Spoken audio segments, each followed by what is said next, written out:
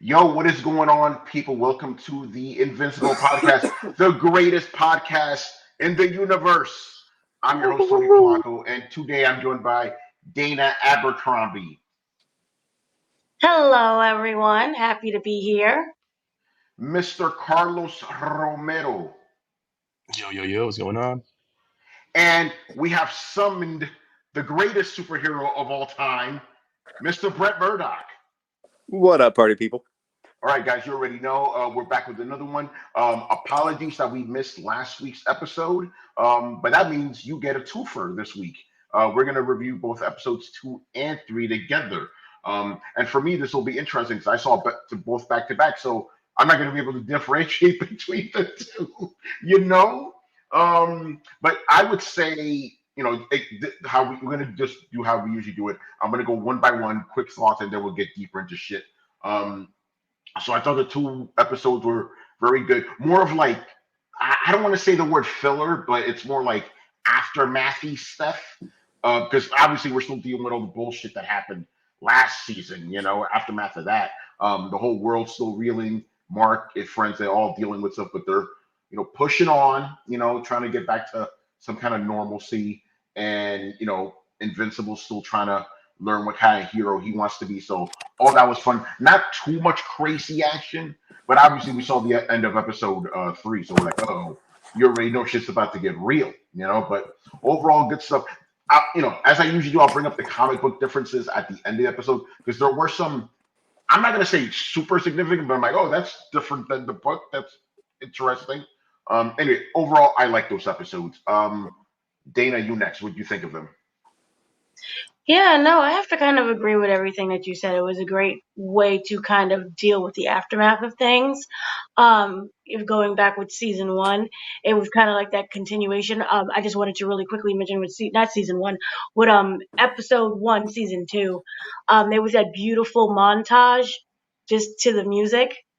I thought it was just very well illustrated. So it was more of an aftermath of dealing with that. And again, it's not. I don't view Invincible as having filler episodes because even then they have to deal with consequences of their actions. So I really like that kind of mindset that the show provided him for that episode. So I thought it was again amazing, and once again just great storytelling overall. Yeah. Oh, and Dana, since you weren't here for episode 1, do you want to give us your quick thoughts on the first episode of the season? With some of the new characters we saw, some of the multiverse shit. Yeah, everyone's doing the multiverse better than Marvel. So, Jesus, it's just ridiculous at this point. But I thought that they incorporated the new characters very well. I like what they did with the continuation of Adam Eve, who, she had that thing, it was that short, her own like special jump off episode thing. So I really like what they did with her as well. And then also the family unit as a whole with dealing with what was going on with Omni-Man. So again, I just really loved what they're doing with episode 1 and episode 2, and we'll get into the other ones. Yeah, for sure. Carlos, quick thoughts on episode 2 and 3. I really enjoyed them. I think that I think a better way for me to put it than filler, because I see what you're saying, Tony, but I feel like it's more world I don't want building. to call it filler, but you know what I'm saying? It's like setup episodes, but I can't think of a better word than that. Yeah, I feel like for me, I would call it more like world building because like you mentioned, we have to deal with the aftermath of everything that happened in the first season, and just all the characters have to go through something, and we see what goes with the mom, we see what goes with Invincible and his friends, and all the characters that are surrounding them. But yeah, as far as these 2 episodes, really enjoyed them. The ending of episode 3, I was like, "This is dirt." Um, so yeah, I can't wait to talk about all the details. But yeah, overall, enjoyed them. Good stuff. And Brett, since you're joining us for the first time, give us your overall thoughts on the first 3 episodes of the season so far.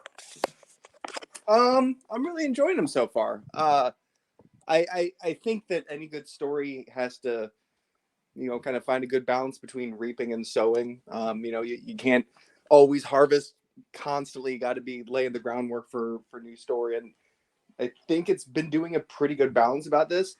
I like how you guys said it doesn't really have side story. It does have side story. Like, the thing that I kind of liked was in this latest episode, Alan the alien had like a little side story, and it's billed as like a side story, nothing burger, but you can kind of tell just from the way that they're laying things out, like, oh, okay, so this is actually going to help build the world building and explain some things that come later. You can tell it can't really make the connections now, but I actually liked how they kind of cheekily threw out like, hey, here's a little side story fun. It's not actually side story fun. As you guys have said, like, they don't really waste time like in the traditional Gohan saves a village kind of breakaway. So in general, I felt it's pretty good. I thought there were some good moments, yet I think it is really tough to follow up season 1 Invincible, where you kind of burned all the lead that you had, and now you kind of got to lay the groundwork for a lot more story. So I think overall we've been seeing some pretty good stuff on that, and different fronts on Mark Grayson, on what is their Avengers team, whatever called? Oh, the Guardians of the universe. Yeah. The Guardians are having some interesting kind of dynamics built up. So I think they're doing a good job so far. Yeah, and what's interesting is because the comic did this all the time. You'll literally have like a random page. You're like, okay, that was weird, and then that random page sets up an entire story arc later on. So it's kind of cool to see the show doing that. You know, it's like, oh, okay. So basically, what I'm trying to say is, without spoilers, nothing's really being thrown off here just because it's all set up for something along the line. So it's very satisfying to see that. But yeah, let's get into some particulars. And again, I may bounce between episode 2 and 3 because now they're all kind of weirdly meshed together for me. But yeah, but mostly in episode 2, you know, we saw, you know, the typical superhero thing is like, okay, you got school and shit to do, but you still got to do the superhero wing. So that was kind of interesting. Then, you know, him going off to college, he's a man now, you know, Mark Grayson, and dealing with all that. So how do you guys feel about the way Mark's progressing? Because you already see him progressing differently from episode 1 to episode 2. There's still like in episode, he was very much like, oh fuck, I don't want to be my dad. You know, he was all fucked up, but now he's kind of like, okay, this is what I'm trying to do. And he's trying to find that balance. So what do you guys think of the way Mark's been progressing so far? And just feel free to jump in. So I'll just quickly say that he still has that fear in the back of his mind, because he, you know, kind of stated that, you know, he's afraid of being his father.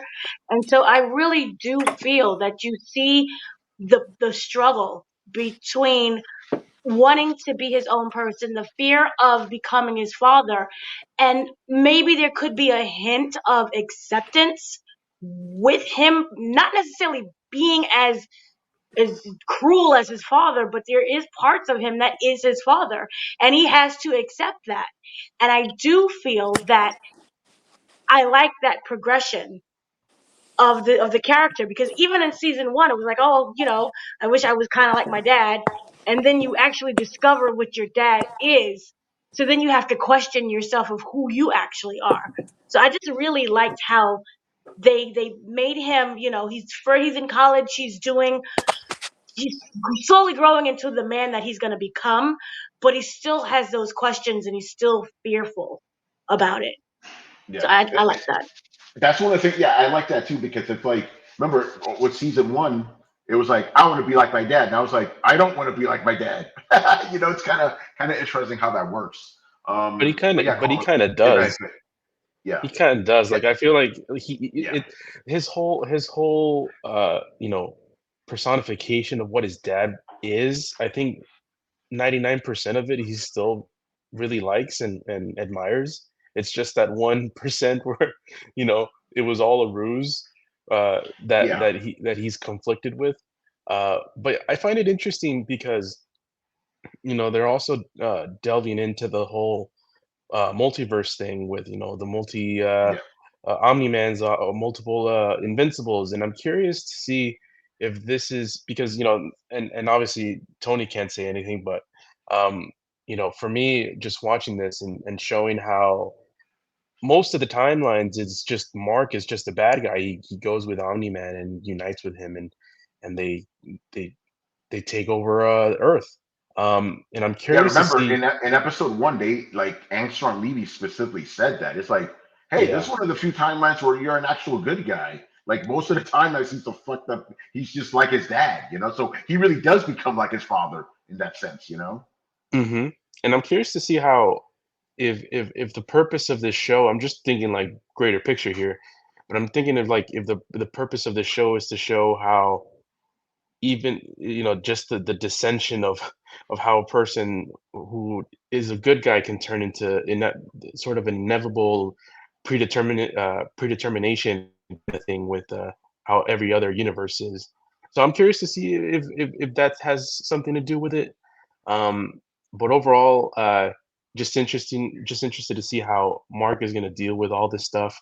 Obviously he's dealing with his mom, who's dealing with pretty much the same baggage that he is, just a little bit more over a longer time, and yeah, and we'll see where it takes him.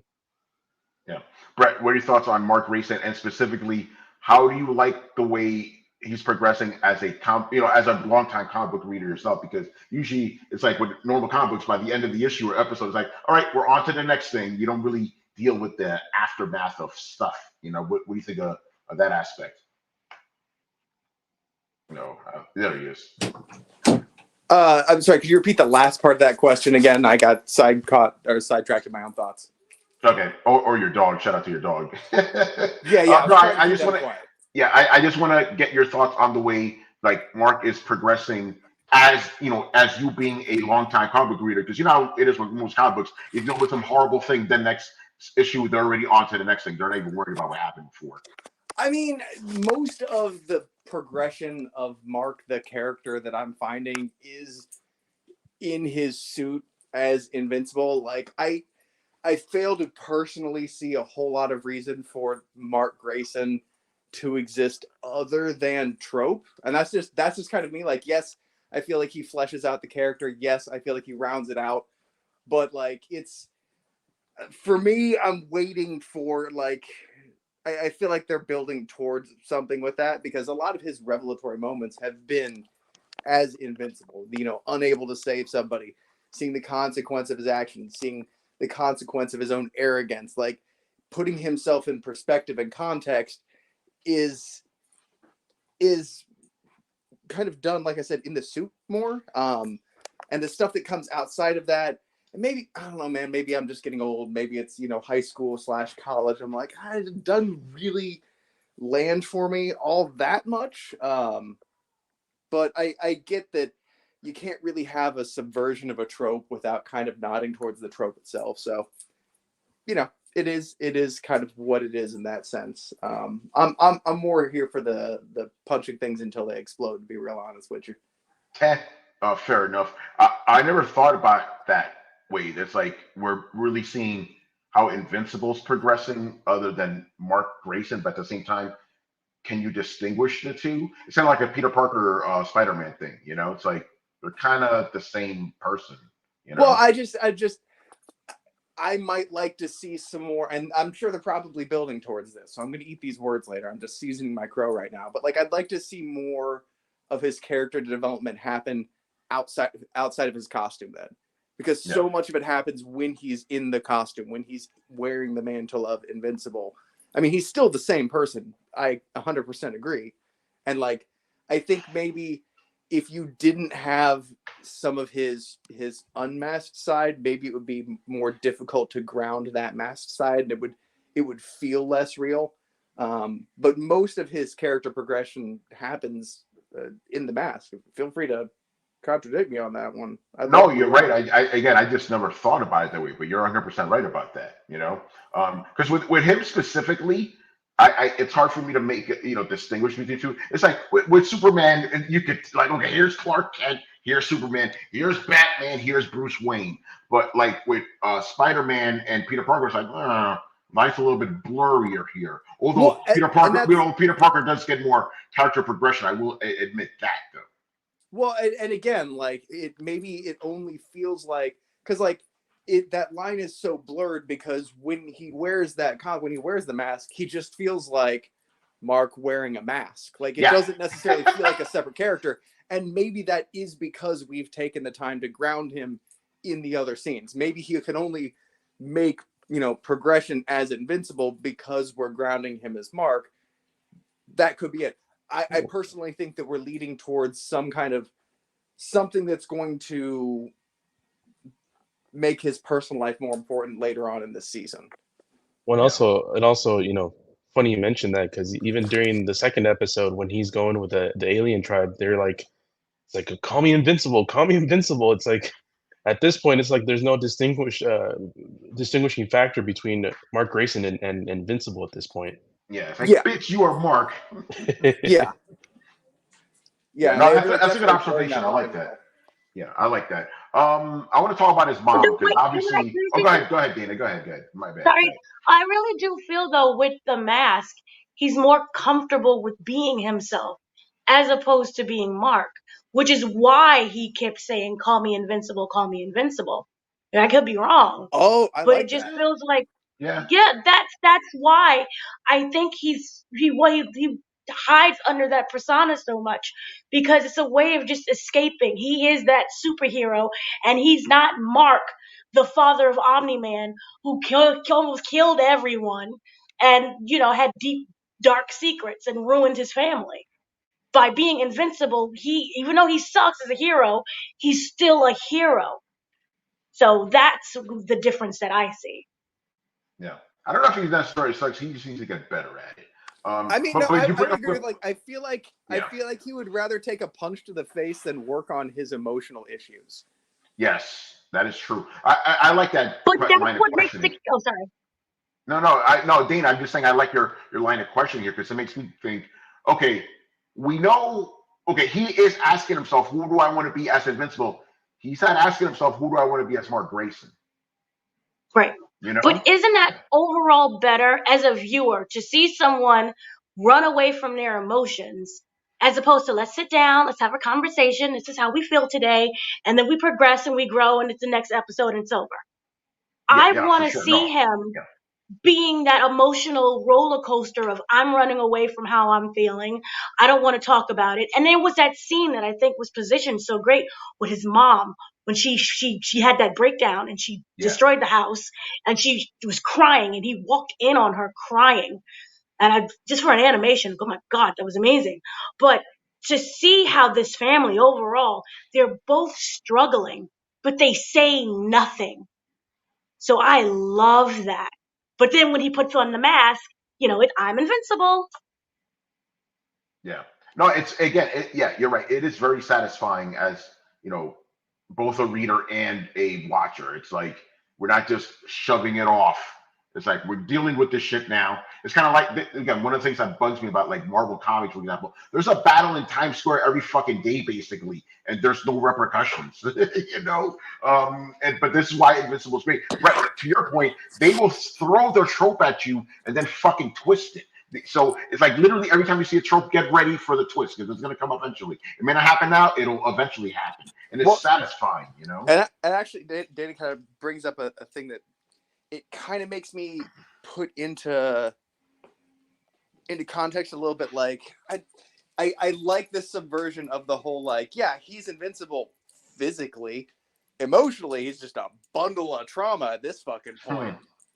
Yeah.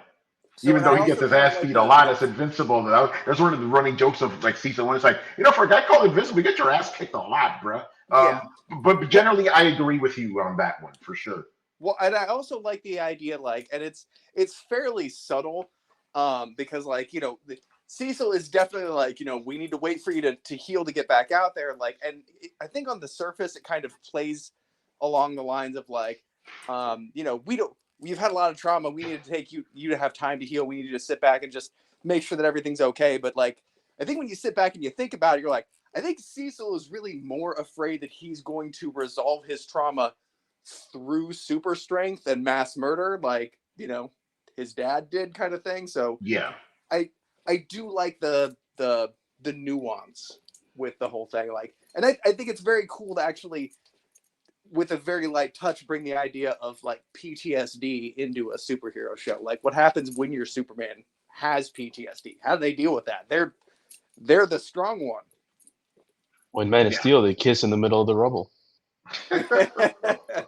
Oh my But by the way, God. I do want to mention, Yeah. I do like we're talking about these types of scenes, the repercussions and stuff like in Aftermath, and I do like the way that they handled the Adam Eve scene with the parents, Yeah. where and Yeah, that I was know we're good. jumping over the place, and That's fine. but the scene where she's like, oh, my superpowers are gonna give you back your apartment complex and this big ass fountain and all this stuff and everything's back to normal and then just to throw it at our heads back with the parents, like, man, why are their parents acting all cranky and stuff? It's like, just take the apple, Eve, just take the golden apple.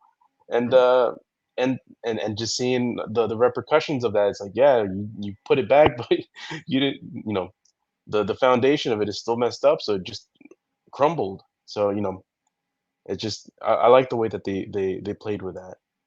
Yeah. Yeah, there was that scene right before that too, where it was like, when she put the building back together, the construction head, she was like, "Yo, it's not even up to code. Like, what the fuck are you doing? You're not a Yeah. professional." So I like that. Hmm. 'Cause, again, usually in comic books, superhero comes, cleans up everything and everything's fine, right? Like, hey, thank you. But it's like, yeah, like you're not following regulations here. There's a reason why they didn't put a fucking park there. You Bro, know? that scene happened, and I immediately went like, "No, that's cool. As a construction worker, I don't need to make money. Fuck me, right?" Yeah. Well, there's a reason they're the construction workers and she's not. you know. Wait, but then I So. have a question though. Mhm. Does that her actions with that, is that a sense of pride or superiority? I think Because it's she just she's has trying these to powers help. and she's like, I'm trying to help. But Yeah. by not listening to common sense of the humans, is that superiority? Oh, 100%. It's hubris, 100%. Ooh, that's a good Yeah. question. Yeah. Yeah. No, you're right. Because they're like, "Yo, what the fuck you doing?" She's like, "No, I'm trying to help." She's also a fucking teenager, so you know how that goes. But no, that's a good observation there. We didn't get too much of Adam Eve. We saw like a little bit, but basically, that's also a subversion of the trope, right? It's like, I got superpowers, I'm gonna go punch bad guys. She's like, wait, I got superpowers, I'm gonna actually just help people without violence. I thought that was kind of interesting. But we didn't get too much of that in these two episodes. She's still off in Africa doing whatever she's doing. Brett, what's up? What do you think of all what Adam Eve's up to? I think she's very proud, and she's like, as that whole scene, I was like, this is a bad idea. You don't just go and like make buildings like that. Plus, like, I saw how that bitch made them. Like, that does not look like they actually did a good job of when she like, you saw her, she just made like a tic-tac-toe board of pipes and like filled in structural work around that. And I'm sitting there going, it's not how you put a building together, man. Like, that looks shaky as shit. And then like, you could tell the construction workers were all upset, and I'm like, yeah, did they just not make their money anymore? Like, they were bit out of job, they got families to feed. Now she comes along and what? She just wants to be the hero, so she shows off in front of a bunch of other people and be like, see how useless everybody else is? Like, it just seemed haughty. And so then when it kind of came that, everything kind of fell apart, I was like, okay, well, that kind of makes sense in a, I don't want to say I'm satisfied. It's kind of one of those moments where you're like, when you win an argument and then realize you don't really want to win that argument. You know what I mean? That's funny. That's a good observation. Yeah. So that's why her parents were like, giving her shit. But I do. I don't. I'm not sure how I feel about the dad, because I both think he's being an asshole, but I also understand where he's coming from. Oh, he's definitely being both. Like, it's Yeah. He doesn't want to take a handout. Like, he is being 100% old school jackass. There's no reason for him to not accept help simply because it's easier for somebody else. That's the whole point, is, playing to your advantages and sharing the load is something that, like, is classically not super understood with white guy anger. Old school white guy anger just does not understand that shit. So I kind of appreciate them putting a nod to it, although, like, I think the lack of clarity of the sense, like, that takeaway that you're having, Tony, that you're like, I'm not really sure how to feel about it. I think that's how a lot of people felt about that scene. Yeah. About I think that's good because I'm not sure if that's a good thing or a bad thing. I'm going to say it's a good thing because people are supposed to be complicated, right? It's like, on the one hand, it's like, bro, this is literally your daughter trying to help you out. But on the other hand, it's like, shortcuts are bad generally, So I understand both sides, and that's what makes that scene good, Well, yeah, I mean, down even to like the golden apple, like, yeah, you can't just be making golden apples and upending the world gold supply. Yeah. there's consequences. No matter what you think that you're doing, like, there's consequences. So it was a good way of stating that. I think it'll be telling to me if that's like a one-off or if that's kind of her theme for her next stage of character growth. Yeah. Speaking about character growth, I want to talk about Mark's mom because obviously she's going through it, and we see through both episodes, like, oh shit. Because remember in the episode 1, homegirl Olga gave her that card, and she finally decided to call that number. She called it. Hold on, because remember, I'm getting both episodes mixed up. Did she call the number after the scene where she broke the cabinet? Or No. She called in season 3. Or episode 3, I want to say. Okay, so so the cabinet broke. She broke the cabinet first, then called the number, right? Broke the cabinet in episode 2. Okay, thank you for reminding me. Go ahead, Carlos, if you wanted to say something. Oh no, I was gonna say I think she called it after she left Mark for college. Yeah. So that's what she did. Okay, but anyway, regardless, so yeah, obviously, you saw that little scene with her and Mark, very well done. I like the part where he goes to hug her, she kind of like pushes him off, and then she lets him come in. That was good. But yeah, so she calls the number, and it turns out it's like a support group, for like spouses of superheroes. And it's her first day. She's just listening and stuff, and we get to hear about this one dude, that he's with whatever their version of the Green Lantern was. She died. Turned out it was Omni-Man, and then when Mark's mom admits it, he's like, yo, don't come back to the fucking group. So it's like, damn, she can't get help support from. Well, he says it's not a safe place, and I'm not. It's not a safe place. Yeah, I'm like it's not a safe space with her there. I'm like, I'm not sure if it means like, is there a threat of violence in there? Because it kind of felt like it. Maybe that's just me. I'm pretty sure that most of the spouses spouses were killed because of Omni-Man.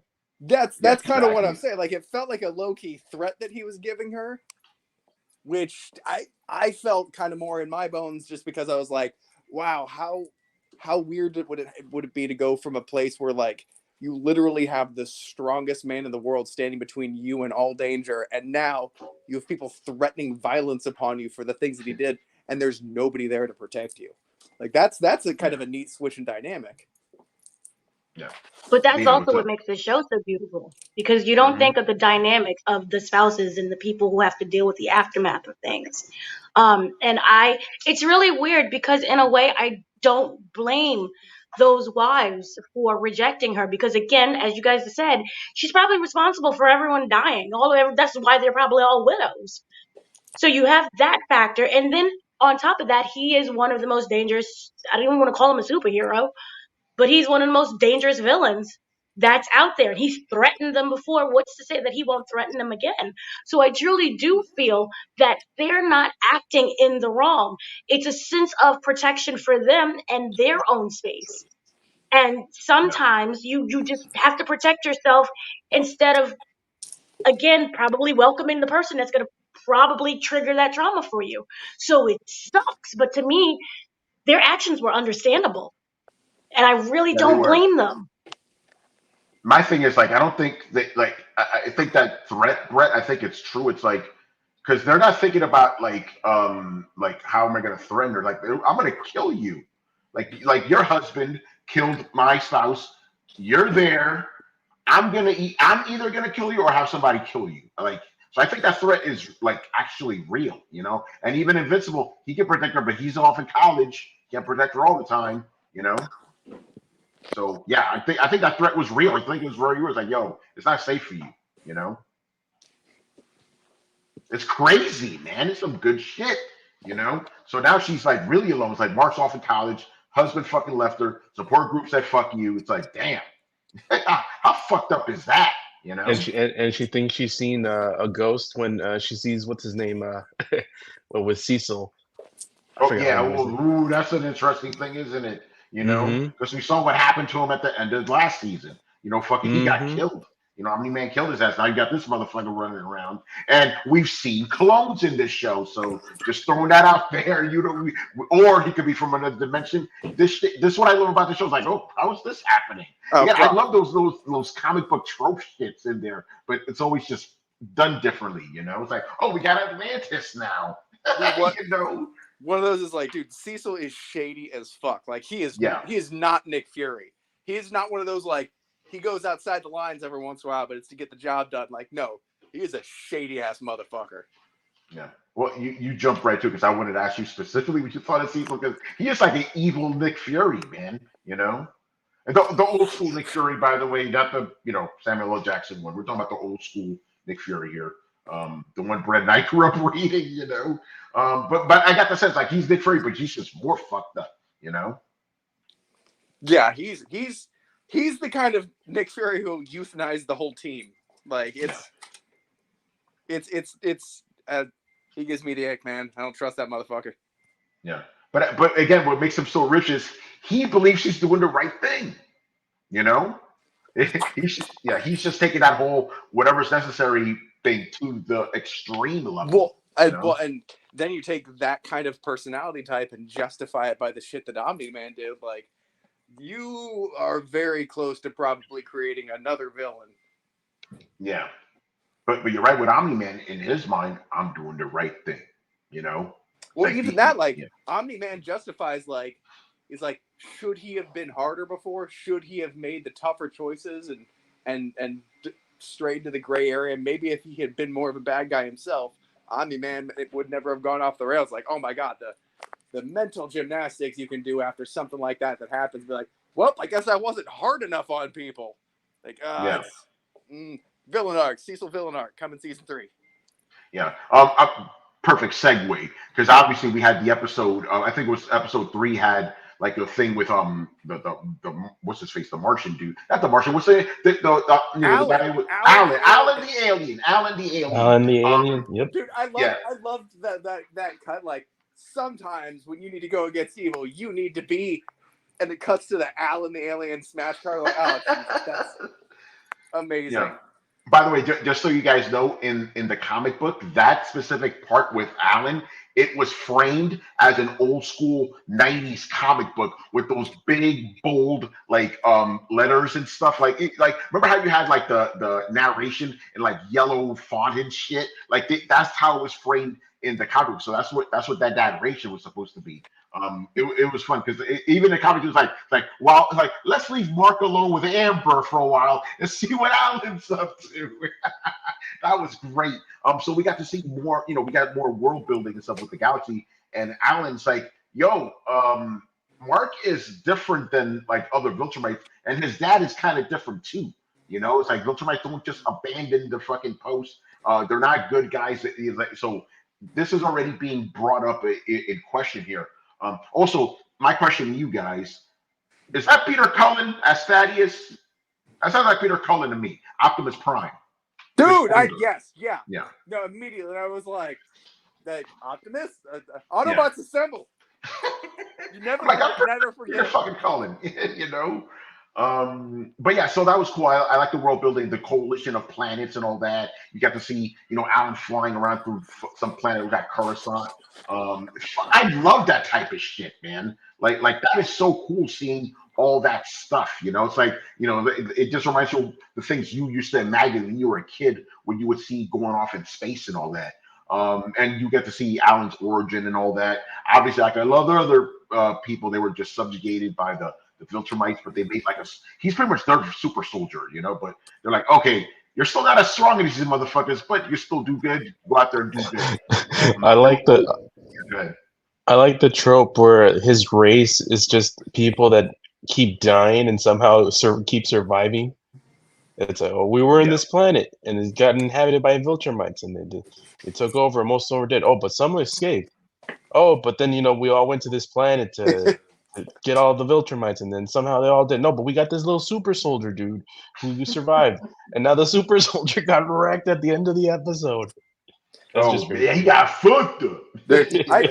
I love that they freely meant like the entire planet went together to genetically and like went to the super soldier program, of which there was one success, and they fought that one success, and eventually they couldn't even find a foe strong enough to stand against that one success, and he was not as strong as even a single one of the other guys, not even one. So we made him a diplomat.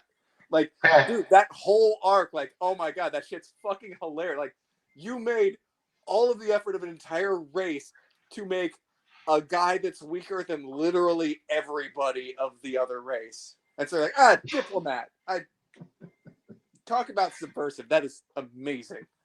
No, this is the only thing I see in my mind. It's like, these guys made the ultimate human, right? The most powerful human ever, right? And then you try to make him face Godzilla. It's like, okay, he's stronger than every other human, but he ain't beating Godzilla.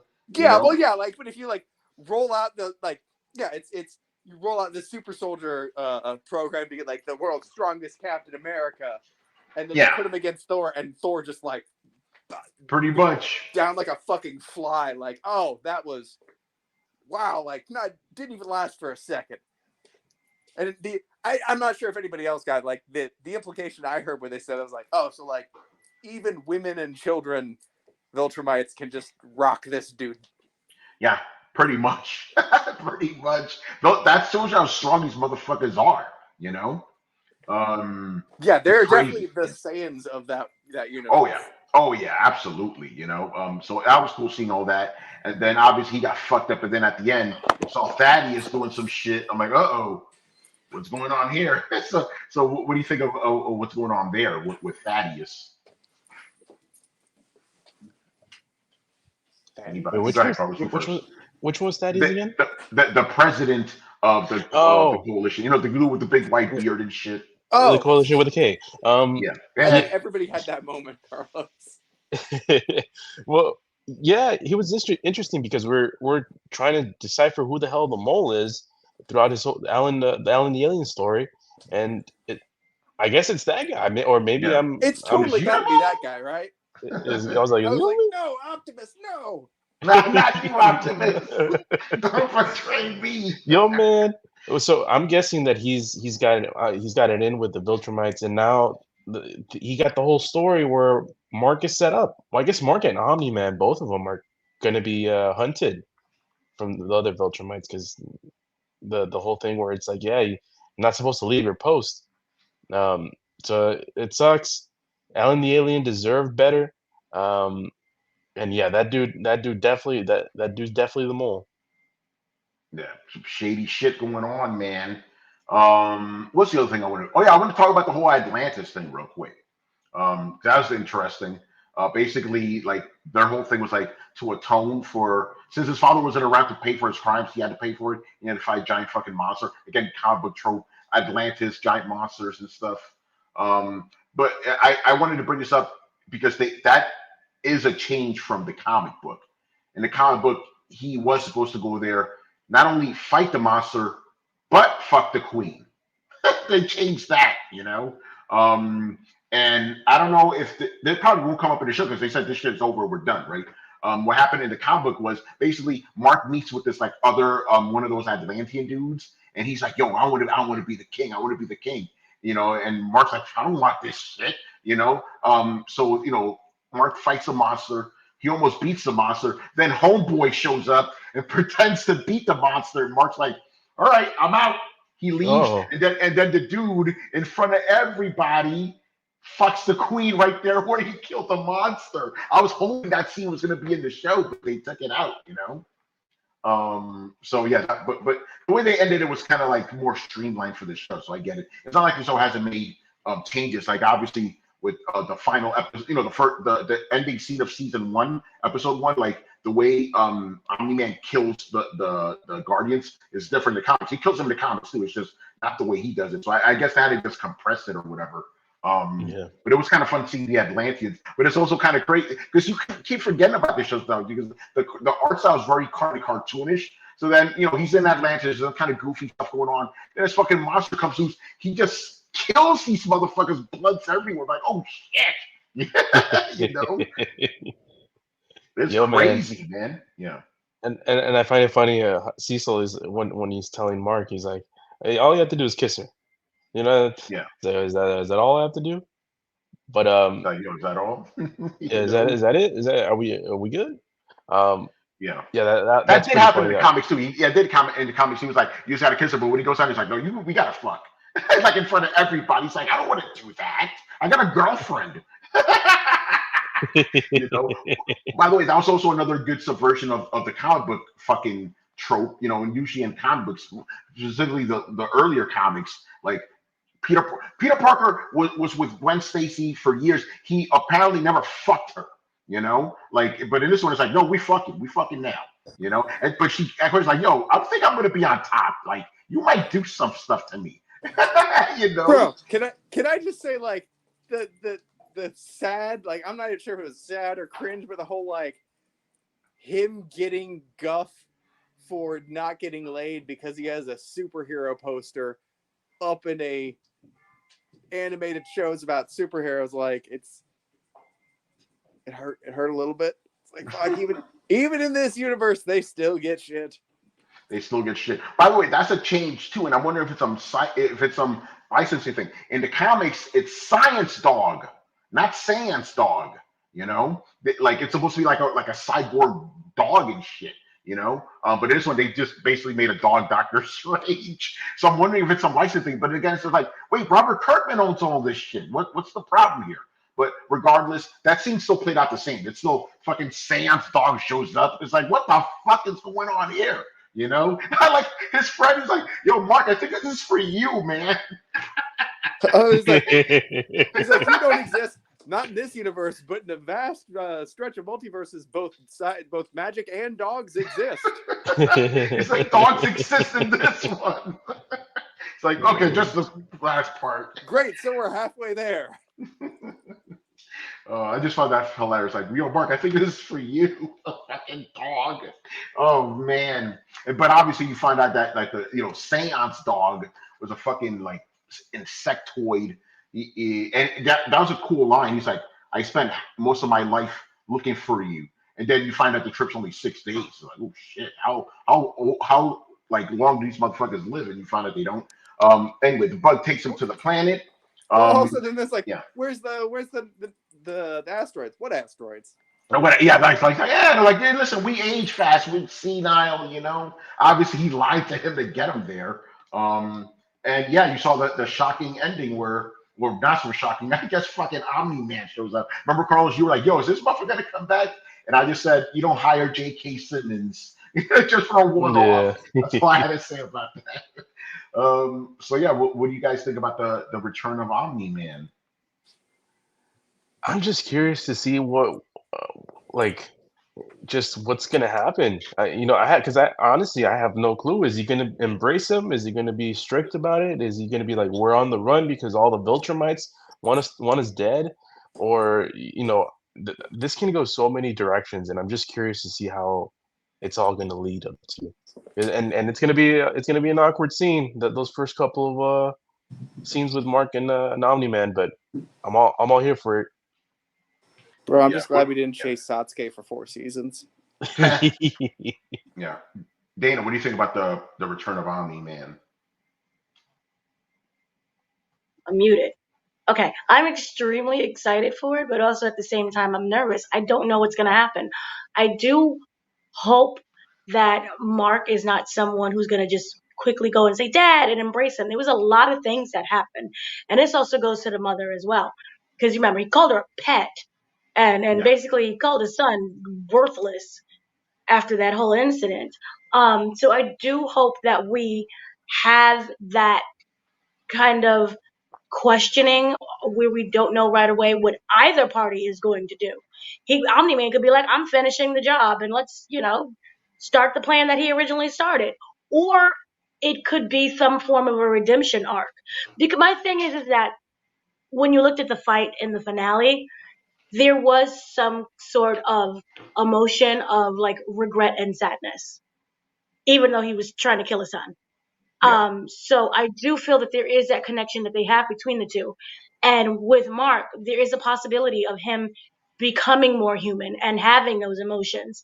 But at the same time, this is when the battle is going to be of, I have to finish my job. This is what I'm made for. So it's really interesting, and is why I love this show, is because for me, it's not predictable. And you put in so many things that you would see in like a classic, say, a movie, and they put it in animation. And this is why I feel it's the best superhero story that we've had so far from anyone, period, at this moment, that's on TV or in movies, because there's so many different layers. There's no predictability to this. So I am very excited to see. I am wondering also, could there be a possibility for a redemption arc where he tries to redeem himself and he sees what he did wrong. But again, is this, I'm going to team up with my son because I don't want to die. So there's so many different open answers that I don't know. Tony knows, but I don't know. Yeah. So And, I'm and looking Dana, forward to it either way. and Dana, you bring up a good point where, we don't know what's going to happen in particular, because you can speculate. You know, the he wasn't supposed to leave his post. Omni-Man was, until they conquered Earth, but he did, and now he's taking over this insect planet, whatever the hell this is. Um, and that's not going to go over too well with the rest of his race. So I'm just curious to see, is it going to lead to something? And the fact that Omni-Man did leave, that meant, when after Invincible said, it's like, oh, I'll still have you, Dad. That meant something to him, and I'm curious to see if that springs into something more deeper, or maybe it's just this little glitch in his Viltrumite blood. Um, but yeah, I'm just as in that, and like you mentioned, Dana, the best part of the show is that it's not that predictable. So you just left hanging, thinking it's like, what's gonna happen? Well, also, like, do you remember what Optimus Prime said? Like, this is not something that's been seen since, what was it, the Great Uprising or something? Yeah, something like that. Yeah. Yeah. Like, so what is this Great Uprising or whatever it was that you called it? Yeah. So, like, apparently, because he had said, like, no Viltrumite has abandoned his post, and no Viltrumite has stood against others, or I forget exactly what he had said, but it made it sound like there was multiple firsts there. It wasn't just Invincible standing up to his dad, but it was also his dad, as you said, abandoning his post. That there's something highly unusual about all of this. And why are the Viltrumites so insistent on they don't even seem to be chasing down Omni-Man. They seem to be chasing down Mark. Which I don't fault them for that, because you could argue that because he had the wife and the kid and he really spent time with him, he's making him soft. He is the problem. If you get rid of Mark, Omni-Man will return back to what he was supposed to do and who he was supposed to be. oh yeah. Interesting observation. By the way, you guys already jumped to what I was going to ask next. So yeah, I just want to know what you guys are hoping to. Actually, we can still go with that. What do you guys want to see like next? Because we're almost at the halfway point. Even though I guess for the all intents and purposes, the next episode's going to be the last one for a while. So I guess what do you guys want to see in that quote unquote mid-season episode finisher? So Dana, you start first. Oh, well, this is going to be dark, but I think the mom should probably off herself, Oh damn, that just is to dark. show that harsh repercussions. She doesn't have anyone. She's extremely isolated at this point. And yes, it's great to be strong and yeah, you're a woman, but if I think it would be more impactful, especially for Mark's journey, if she did herself in. And it would be understandable. And I know I sound like a terrible person for saying that, but storyline wise, that would just add such an extra blow and an extra layer. And therefore, that relationship between Mark and Omni-Man would be even harder to repair. And in a way, even though he called her a pet, there might be an ounce, like you said, a glitch in the blood where he maybe didn't mean that. There were moments, I don't know, but there were moments where he maybe did love her. And that could be that turning point for him. Look at what he did to the son. Look at what happened to the mom. So that would just be my number one request. Sorry. All right, Brett, what do you want to see in the midway season finale? Maybe I'm going a little bit too meta with this, but like, I want to see the big bad. I want to see the kind of like, in terms of just structuring it, like I don't want to have just a bunch of kind of loose threads, kind of tossed around until after we come back from break. I want you to introduce, and I think it's the Aldebaran Kang. Like I think he's the season's big bad most likely, but I'd like to kind of see you build it into. Wait, what did you call him? Aldebaran Kang. It's hilarious. I love that. Anyway, come on. Yeah, I've got that right home. So like, it's so far like it's been good, but it seems like a bunch of kind of disassociated storylines that aren't really tying together. I really just want to see you kind of pull them together before you go away from the break, because I don't know if like you go away for the break and then come back and try and pull them all together, and it feels like it'd be weird pacing. So coming up halfway at the point, I'm like, halfway through a season, we should really kind of establish the big bad. No. Yeah. My thing is, like, remember, they weren't planning to take a break. It was kind of forced on them because of the stupid writer strike, you know? Well, yeah, but even then, like, if it were just a season, like, and yeah, a season doesn't need to be self-contained in something so serialized, but also it kind of does. Like, if you get to halfway through the season and you still haven't really pulled together your main conflict for this season, that's not, I don't want to say that's not great, because I have utmost faith in Kirkman, but I'm not super satisfied yet. Like, I see all the pieces on the chessboard. I don't see how they're pulling together, and maybe that won't happen until the very last couple of episodes, and I'll be like, oh goddamn, that's a knee slapper right there. But I don't know, man. Kind of like to see some of where they're going in advance. Am I the only one? Is everybody else just kind of cool along for the ride? No, that was going to be part of my answer. I was leaning more towards just, making sure that with this last episode of the first, I guess the first half, establishing sort of the larger stakes. We kind of gotten, pieces of it and kind of understood where a lot of it is heading to. But, having sort of a declaration of something in this next episode would be good to see, what we can expect our characters to be going to, and sort of the goals and the mission statements of what the series is supposed to be. Because, at the beginning, the mission statement isn't as set because it's more ambiguous in terms of what everything is represents in this world, and then what the characters are supposed to go to. So I feel like if they can do that with this next episode, I feel like it'd be a pretty good success. Yeah. And obviously, as usual, I can't answer this question. But yeah, so my hope is that now that because as soon as the writer strike ended, they said, okay, we're going full on with the second half of the season. So hopefully we'll get it, faster than we expected, even though we never got a date beyond 2024. So hopefully we won't have to wait too long, But so far as a adaptation, I love it, And remember, I've been reading comic books for like over 30 years. This is my favorite comic book for a reason, and you guys are seeing it on the show, and I'm really happy that people are finally experiencing Invincible, and that they're actually, for the most part, doing it right. They're not doing some bullshit like we've seen with other properties. They're not doing their version of Invincible. They're doing Robert Kirkman's Invincible, As someone who read it, I have a question for you. I can't. I know I that remember. I they gotta be careful with my answer, but go ahead. No. It's not Yeah. about like individual stuff. Overall, you said that they're sticking to the comic. Is it with that same level of depth and also with the villains? Yes, everything's again.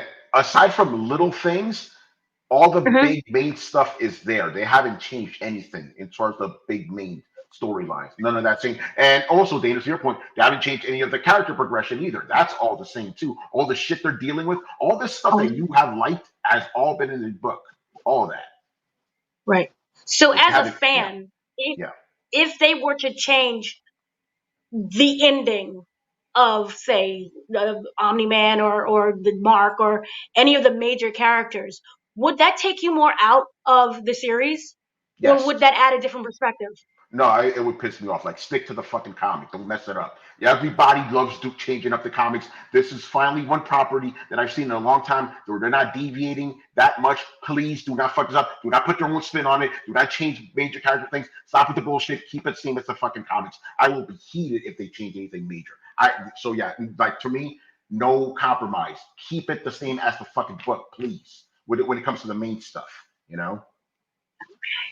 Is it more aggressive? Like, is there more violence in the comics and they had to pull back for the TV show?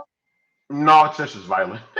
Actually, Oh, in okay. some case, like for the final episode, with the big battle and stuff, I Yeah. think it was more violent in the fucking show. You know, Oh, like dear. that Oh, like that scene in the subway. The major scene yeah. that wasn't in there like that. It was like, holy shit. And even the way the Guardians were murdered in the show was way more brutal than the comic. Because in the comic, you kind of did like, here's the thing: in the comic book, that happened within the space of days, right? Like, like Yeah. some mysterious person was visiting the Guardians and killing them off systematically one by one. It was still brutal, but it wasn't like it was just like quick little panels. Like in the show, they just glorified it, which I see. I like that because you made it more impactful. But I don't want to see changes to the major storylines and the major character progression. That's what I don't want to see. If you want to change, like they changed fucking Amber, they changed her race or whatever, or they truncated some scenes, fine, because the feel, the emotion is still there. And it's not gonna like with Game of Thrones, they started changing shit so much that it was like unrecognizable by the end because one little change has like major repercussions, like a butterfly effect. So I'm like, you Right. guys gotta be very careful not to fuck things up because unlike other comic books, Invincible has a actually definitive end that Robert Kirkman worked towards the entire time. You can't be changing that much shit. Oh, very nice. Yeah, and that's also why it's satisfying reading Invincible. I could wholeheartedly recommend Invincible, the book to anybody because they have an ending. There's an ending there. It's not just going on forever. And it's one guy who wrote the whole thing the whole time. It's not just 50 million motherfuckers with their own little stupid like ideas. Like one guy, one vision, and it's awesome. And that's reflected in the show. Anyway, that's a great way to end this. So we will be back. We'll talk among ourselves when we actually will record the episode. But hope you guys enjoyed this. Keep watching Invincible. Go read the comics. They're fucking awesome. Literally the best comic books out there. And yeah, so I'm gonna wrap it up here. Dana, do we need to plug anything before we leave? Do you have anything that you need to plug? Your shows Yeah, or your yeah, computer? yeah. So yes, you can catch me, Carlos, and Brett over on Throwdown Show. We go live every Thursday and Sunday at 10:30 p.m. Eastern on Twitch. And as for me, just check me out on Twitter. Check out my bio. You see all the stuff I write for. It's just Tom's Guy nowadays. A lot of computer stuff.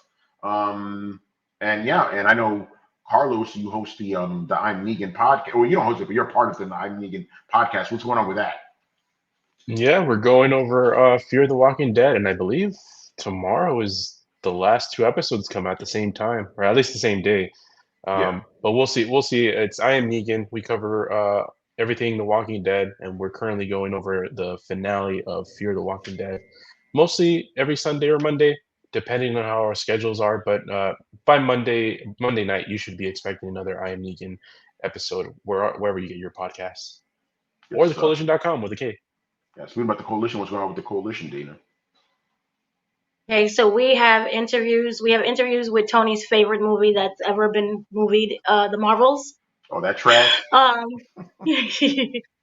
we also we're running around doing a lot of Oscar stuff. So we have a lot of behind the scene footage of other interviews that we're doing. We're doing a lot of red carpets, going to a lot of world premieres. So just kind of stay on thecoalition.com and also on this YouTube site because there will be a lot more of videos uploaded for the whole season. Yay. Good stuff. All right, that's going to do it for us. So we'll see you next time. Later, people. Peace. Peace.